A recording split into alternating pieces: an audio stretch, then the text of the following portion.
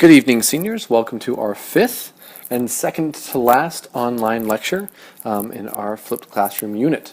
Today's topic is economic policy. Quick overview of where we're going.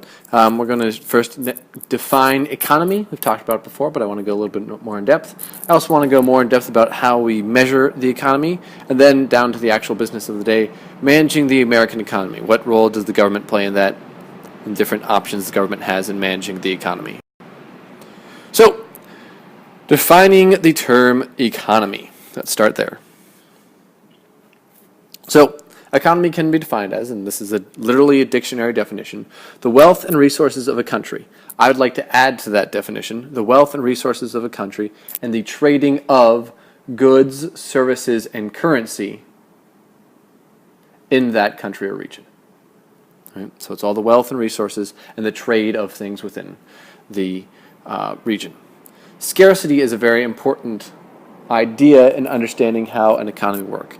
Scarcity is defined as there is unlimited, let me give a pin. There is unlimited human want and needs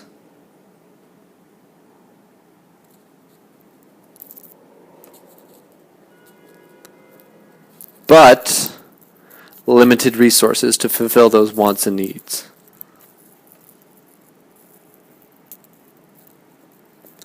Okay, if something is scarce, right? We all want pizza for dinner. Well, we're going to actually have to think about who gets what amount of pizza, what's the fair way to divide up the pizza, because there's a limited amount of pizza. This is significant because with this idea, or this basic idea that we can all wrap our heads around, all of our goals cannot be fulfilled at the same time. We are going to need to trade priorities, trade time, prioritize things, or trade with one another. We can't all have everything. We're going to have to trade to get that done. Currency, just to make sure that we're completely clear, all right?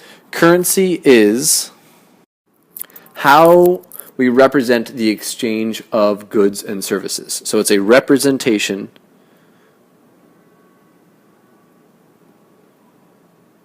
of the exchange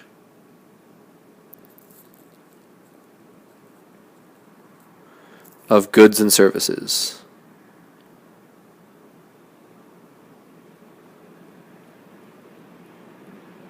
Okay? Our economic currency in the United States is, everyone, the dollar, money, okay? The dollar, we use the dollar. If you take out a dollar and look at it, it's just a piece of paper, and at the top of it, it says Federal Reserve note worth 1, 5, 20, 100, all right? If some kind short order cook were to make you a, what we might call a Big Mac, right? You are going to exchange that good and service that they did for you. They made the cheeseburger for you. They got the meat and the lettuce and the special sauce and the buns, and you're going to give them in exchange some representation. Say, yep, I'm giving you something of value of me. I'm represented by a dollar that I earned in various ways, and I'm going to give it to you in exchange for that delicious cheeseburger. So, measuring the economy. Generally know what it is. How are we going to measure this thing and that we need to talk about? The main way that scholars measure a nation's economy is by something called the gross domestic product. There's multiple ways to define it, but essentially the GDP, so gross domestic product from here on out, I'm going to refer to as GDP.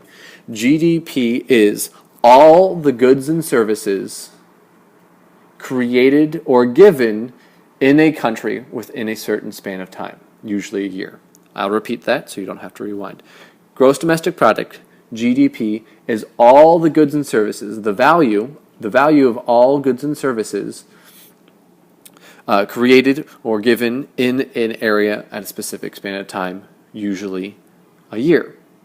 Right? So an example about this is, if you look at this chart over here, this is numbers from 2011. So in 2011, to that entire year, the value, if you added up the value of every single thing that was made in the United States or sold in the United States, in the year 2011, it would amount to $14.5 trillion. Every car, every loaf of bread, every taxi cab that was paid for, every contractor that was paid to help build a house, all those final goods and services added up to $14.5 trillion. It's often reported as a percent change, so you compare the health of an economy is whether it's growing. So the GDP of the United States grew by, actually in the past month, at an annual rate of 2.5%. So that's pretty good.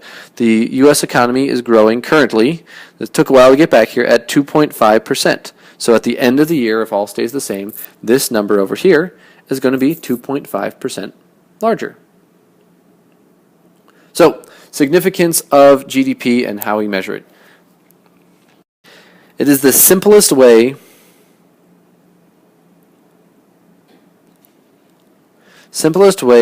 to measure and compare economies.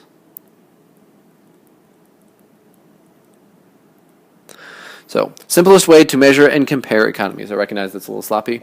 You can deal with it. So, looking at this chart over here, the United States is the largest economy in the world by far. All right, the European Union, we don't really need to count that. They all use the same currency, so sometimes they're considered the same economy, but that's grouping together France, the United Kingdom, Germany, Italy, Spain, all that stuff, Greece, which is in lots of trouble. But if you take just actual sovereign countries, the United States is the largest economy by far compared to all these. Okay, it drops off pretty quickly. Our economy, our GDP, represents nearly a quarter, right? Represents nearly a quarter of all GDP of the entire planet. Pretty crazy if you think about it. Anyway, that's how you measure the economy, GDP. That's what we're concerned about. We want that growing. More stuff being made, more value being added to the world around us. All right. 2 dangers to GDP. Again, we want that growing. If there's more value out there in our country, then there's more money for people to be earning and people to be spending and people to be happy. So, 2 dangers to GDP. The first one is inflation. Inflation is the devaluing of money. So the dollar is worth less because there is more of it in existence. I'll give you back to the pizza analogy. If there is one pizza for the entire senior class, getting a piece of that pizza, you're going to want that a lot, right? It's valuable. If there's not that much, you're hungry, you want a piece of it. If Mr. Troopus orders 121 pizzas for the 121 students in AP Gov, the pizza's not that valuable anymore. It's inflation. There's a lot of it. It's not in demand. It is measured by taking this basket of goods, all right? We've got a basket of goods over here. The government says, an economist say, all right, this is our basket of goods. We've got gasoline, bread, basic health needs, average entertainment, so a set of movie tickets. Basket of goods, the average basket of goods of what an average American would spend. And has that gotten more expensive over time, that basket of goods, that same things that you would buy, or has that same set of things gotten more expensive, right? The things themselves have not changed what they are, not changed in quality, but if they're getting more expensive, then the value of the dollar is going down. That's inflation. This is dangerous to the economy. Why? Because as there's more and more money pumped into the economy, if the economy grows too fast, there's too much money in people's pockets, then prices are going to keep going up. All right? So people might feel like they're actually not making any more money, or they might actually not be making any more money because their dollar cannot buy as much as it used to. Right? Back in my day, a candy bar cost 5 cents. Well, a Hershey's bar hasn't changed at all in its ingredients, just the value of the dollar has gone down, right? And we're all a little bit angry about that. But it is also dangerous to politicians because if on your watch, my paycheck that I get is now buying me less amount of things, I'm going to blame you for making me feel like I am less well off. The flip side, all right, inflation happens when the economy grows too fast and GDP is rising too quickly. Unemployment is when GDP is not growing. The economy is not expanding. There's not new jobs for the new people that are entering this world. So unemployment is people without jobs. How it is measured? It is measured by taking a survey, all right, so random sampling, and surveying people that have reported that they are unable to find a job, but are still looking for a job. So there's lots of theories about how the unemployment numbers that you hear are actually less, but that's not important for this lecture. Why is it dangerous to the economy? Well, If you're unemployed, you are not making any money to support yourself. You are not selling something to someone else. You're not multiplying that GDP. It's dangerous to politicians because if you can't find a job, right? Well, you're going to have a hard time paying bills. Your life is going to get more difficult, and you're going to feel that the world is not helping you achieve your dreams. And it's partially the government's role to support you in the pursuit of those dreams. If you have follow-up questions about what I ran through there, please look it up or be ready to ask it in class. I went very quickly through that, but was trying to save time. All right, so on to the American economy. Crash course in economics is over. Down to the actual policy. So there are two major types of economy. There is a capitalist economy and there is a planned economy. Capitalist economy is where the best firm, it's a word for company, where the best company gets the most business, right? The best person makes the most money, then they get to choose where the money goes that they've made. Example, I make shoes. So something basic, something everyone needs. I make shoes. Everybody's going to buy shoes, but I make the best shoes. Well, under a capitalist economy, then my business is going to succeed the most, I will make the most money, and I will then get to control how shoes then continually to get made. If someone else comes along that finds a better way to make shoes, then they will be in competition with me. Capitalist economy is all about competition.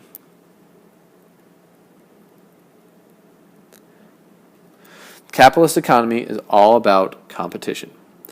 The other extreme of a full capitalist economy is a planned economy. So this is often associated with communism.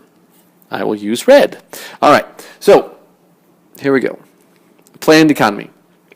Planned economy is when the government tells every company, every worker, exactly what they're going to produce and how they are going to produce it. So if we go back to the shoe example, they are told, all right, commanded, all right, competition versus command. They are commanded to say, you will make 1,000 shoes. You will sell them for $40 a pair, and you will make them out of this mix of rubber, cotton for the laces, and something else. Right? We're going to tell you exactly how to make the shoes and how much to sell them for. Right? Those shoes might only be worth, they might be crummy shoes, they might be great shoes, but the government is saying how many you're going to make and what the cost of them is going to be. In a capitalist economy, you make as many shoes as people are willing to buy, and you set the price as high or as low as people are willing to spend them. America is not simply a capitalist economy. America is mixed. It is a mix of capitalist and it's a mix of planned. Okay? It is more capitalist than planned, but it's still very planned. Why is that the case? All right? Government has limited control, but it does have control, limited control over how companies behave.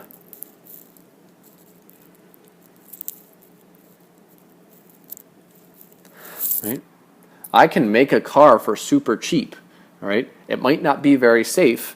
Right? And if that were a capitalist economy, I could make that car. We know that in our economy that, well, there's certain bureaucracies that you have to prove that something is safe before you're allowed to sell it. Well, that's the government somewhat telling you how you have to make things.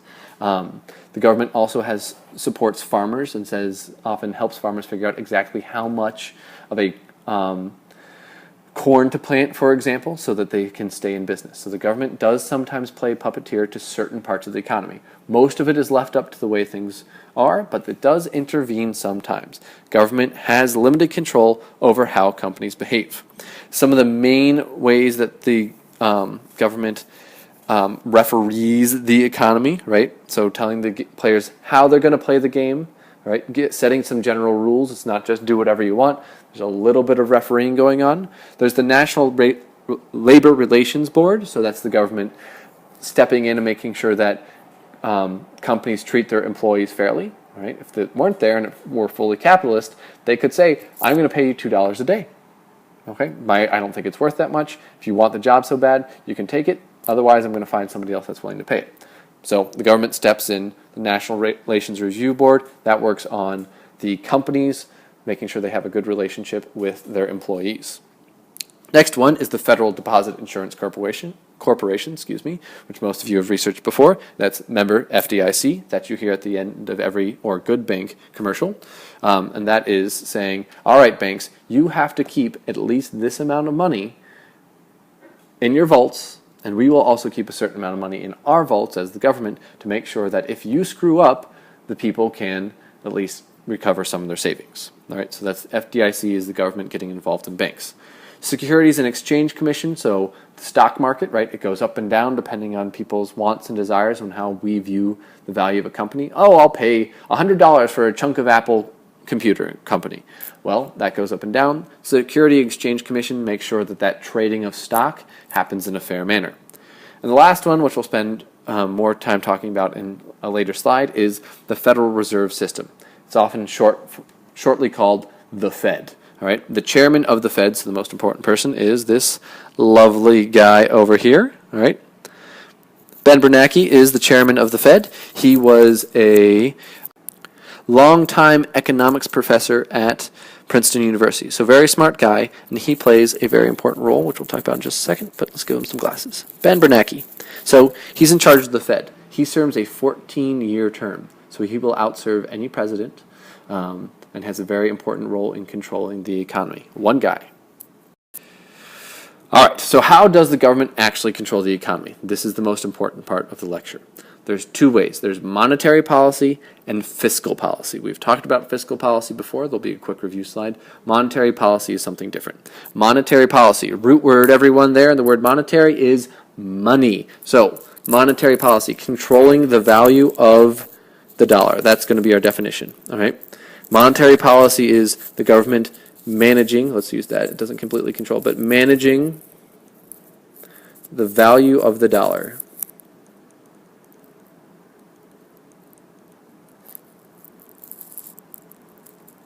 Okay.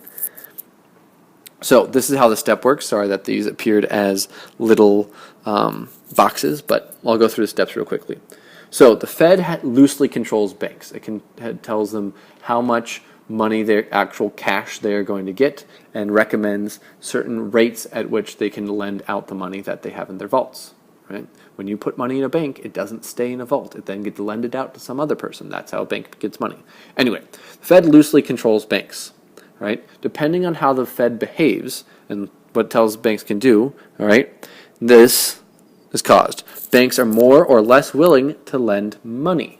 Right? So if the Fed is being very tight with them giving out money to banks, well, if the banks are having trouble getting the cash, then the bank is going to be less likely to give money out to a company, somebody that wants to start a new company, right?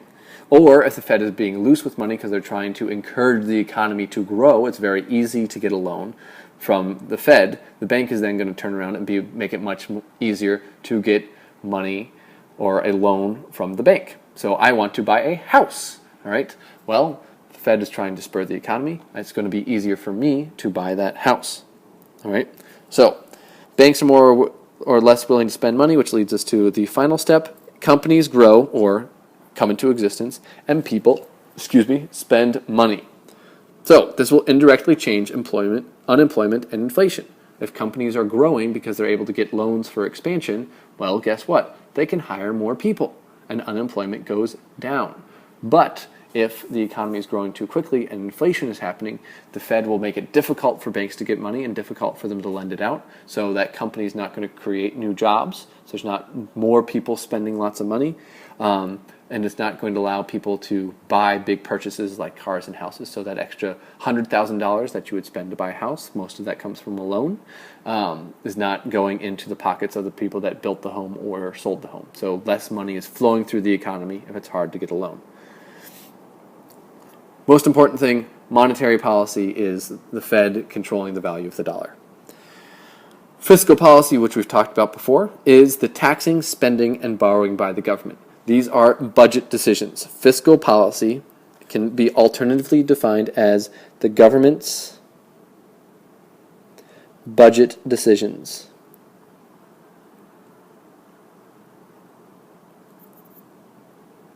Why is this so important? Well, and why is this powerful? I'm going to answer these both in the same thought right here.